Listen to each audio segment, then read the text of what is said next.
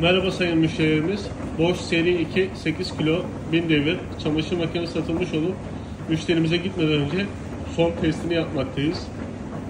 Bu test aşamasında yaptığımız kontroller makinenin deterjan alımları, su ısıtması, yıkaması, sıkması veya en ufak bir sarkıtısı var mı? Bunlara kesinlikle detaylı kontrol ederek bakıyoruz.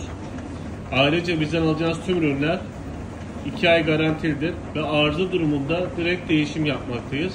İstanbul'un tüm bölgesine nakliye kurulumu ücretsiz yapıyoruz. Bizden alacağınız tüm ürünleri gönül rahatlığıyla uzun yıllar kullanabilirsiniz.